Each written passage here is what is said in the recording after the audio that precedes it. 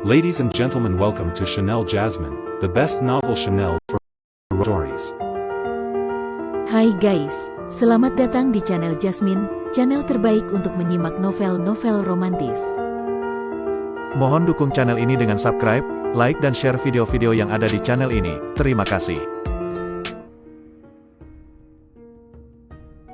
Perintah Kaisar Naga bab 4837-4838.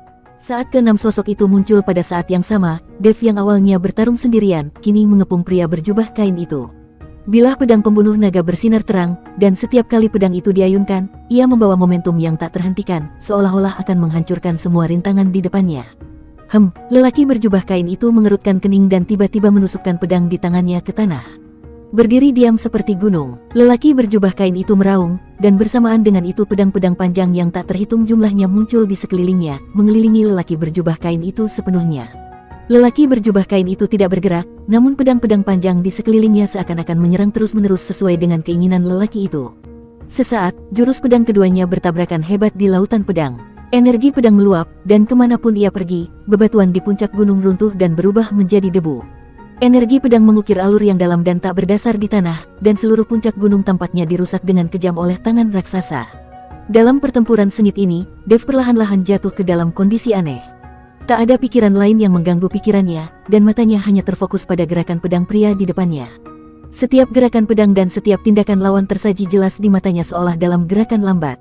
Ia mulai memahami hal-hal baru dari ilmu pedang lawannya, dan gerakan pedang yang rumit itu secara bertahap menjadi jelas dan logis saat ia memahaminya. Begitu ya, kelemahan gerakan ini ada di sini. Dev bergumam dalam hatinya, dan keenam klon itu langsung bergabung menjadi satu. Pada saat yang sama, pedang pembunuh naga di tangan Dev tiba-tiba mengubah lintasannya dan tidak lagi hanya melawan dan menyerang. Sebaliknya, ia dengan cerdik menghindari ketajaman gerakan pedang pria itu dan mencari titik lemah untuk melakukan serangan balik. Pria berjubah kain itu menyadari perubahan Dev, dan sedikit keterkejutan melintas di matanya. Menarik, kamu benar-benar bisa memahami niat pedang baru dalam pertempuran. Tapi, apakah kamu pikir kamu bisa mengalahkanku seperti ini? Lelaki berjubah kain itu pun ikut bergerak, dan momentumnya tiba-tiba meningkat. Ilmu pedangnya juga mengalami perubahan besar. Hujan pedang yang awalnya mengandalkan kuantitas untuk menang kini menjadi lebih padat. Setiap energi pedang tampaknya mengandung kekuatan untuk menghancurkan langit dan bumi. Kemanapun energi pedang itu lewat, ruang tampak sedikit terdistorsi. Alam pedang meteorik, diikuti teriakan ringan dari lelaki berjubah kain, energi pedang yang tak terhitung jumlahnya menyembur keluar dari urat bumi, bagaikan bima sakti yang terbalik. Energi pedang ini bukanlah energi biasa. Masing-masing mengandung lintasan bintang dan membawa rasa tertekan seperti gravitasi benda-benda langit. Dev hanya merasakan kakinya terjebak di lumpur, dan meridian di seluruh tubuhnya sedikit sakit di bawah kekuatan bintang-bintang.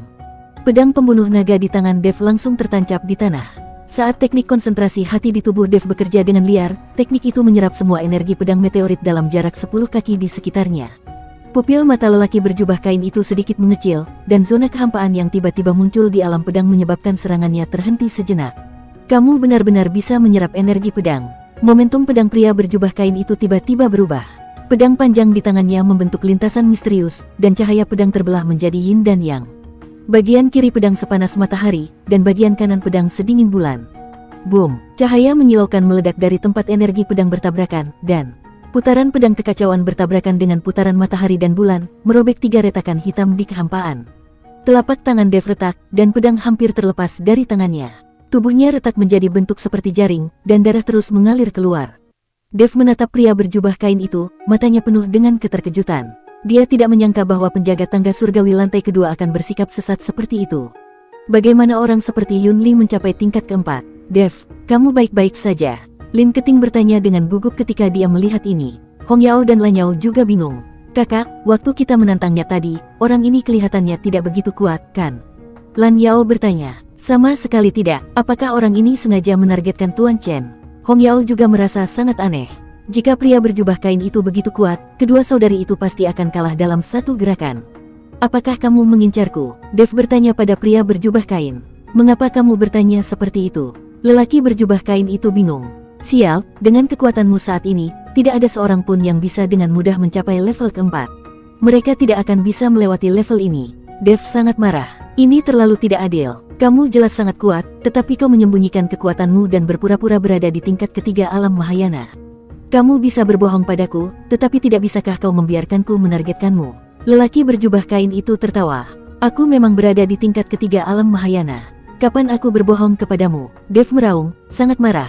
Bagaimana mungkin? Seorang kultivator Mahayana tingkat ketiga pasti tidak akan memiliki kekuatan sebesar ini. Pria berjubah kain itu tidak mempercayainya. Datanglah dan periksa, aku tidak akan bergerak, kamu lihat di alam mana aku berada. Dev membuka tangannya dan membiarkan pria berjubah kain menyelidikinya secara langsung. Melihat ini, lelaki berjubah kain mengirimkan aliran kesadaran spiritualnya ke tubuh Dev. Hah, kamu benar-benar berada di tingkat ketiga alam Mahayana. Kamu sungguh menakjubkan. Lelaki berjubah kain itu tampak sangat terkejut. Aku sungguh tidak beruntung, kamu menghajarku sampai babak belur, kata Dev tanpa bisa berkata apa-apa. Maafkan aku akan memberimu nilai kelulusan sekarang, dan kamu bisa naik ke lantai berikutnya. Lelaki berjubah kain itu tersenyum canggung. Aku tidak menginginkan tanda itu, aku hanya ingin tahu siapa namamu, senior. Tanya Dev. Li Chunfeng. Pria berjubah kain itu mengepalkan tinjunya dan berkata, kamu begitu kuat di usia yang masih muda. Aku yakin latar belakangmu pasti luar biasa. Bolehkah aku tahu namamu? Namaku Dev. Aku ingin tahu apakah kamu bertindak sebagai utusan di sini secara sukarela atau sebagai tahanan. Dev bertanya dengan sengaja. Sebenarnya, Dev sudah tahu bahwa orang-orang ini adalah tahanan. Nanbatian sudah mengatakannya. Siapa yang rela tinggal di tempat terkutuk ini? Aku terpenjara di sini. Kalau tidak, aku tidak akan bisa melepaskannya. Aku akan membiarkan hampir semua kultivator yang selevel denganku naik level, sehingga aku bisa bersenang-senang. Li Chunfeng berkata, kamu senior yang baik, tapi aku tidak tahu mengapa kamu dipenjara di sini. Dev bertanya dengan rasa ingin tahu. Tidak bisa dikatakan, tidak bisa dikatakan. Li Chunfeng menggelengkan kepalanya berulang kali. Senior, kalau aku bisa menyelamatkanmu dari tempat ini, bagaimana kamu akan membalasku? Dev benar-benar ingin Li Chunfeng bekerja untuknya, tetapi dia tidak ingin mengatakannya dengan lantang. Berhenti bicara omong kosong, ada tanda tahanan di tubuhku. Aku tidak bisa meninggalkan tempat ini kecuali aku diampuni. Jangan konyol, aku akan memberimu tanda lulus, jadi lebih baik kau pergi. Li Chunfeng sama sekali tidak percaya apa yang dikatakan Dev. Li tua, Tuan Chen tidak bercanda.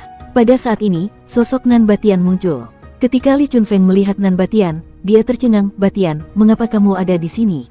Bukankah kamu juga di penjara? Aku di penjara di lantai pertama, tapi aku tidak menyangka kamu akan berada di lantai 2. Nanbatian berkata sambil tersenyum. Apa, kalian berdua saling kenal? Tanya Dev dengan heran. Nanbatian terkekeh, bukan hanya aku yang mengintip putri peri emas yang sedang mandi. Kami berdua menonton bersama. Dev tertegun dan menatap Li Chunfeng dengan tak percaya. Dia mengenakan jubah panjang, memegang pedang panjang, dan tampak seperti orang abadi. Bagaimana dia bisa melakukan hal seperti itu? Diam, Li Chunfeng melotot ke arah Nanbatian. Dev akhirnya mengerti mengapa Li Chunfeng tidak mengatakan mengapa dia di penjara. Itu karena dia malu. Li tua, Tuan Chen dapat membuka segel penjara dan membantumu keluar dari sini. Kamu hanya perlu setia kepada Tuan Chen selama 300 tahun. Nanbatian berkata pada Li Chunfeng. Benarkah? Li Chunfeng menatap Dev. Dev mengangguk, begitulah. Untuk menghancurkan segel penjara, kamu harus menanggung hukuman surga. Apakah kekuatanmu mampu menahan kekuatan jalan surgawi Dewa Emas? Li Chunfeng menatap Dev dengan tak percaya dan bertanya. Dev menatap Li Chunfeng dan menyadari bahwa pria ini lebih jujur daripada Nanbatian. Nanbatian bahkan tidak memberitahunya bahwa dia hampir hancur oleh hukuman surga. Bersambung.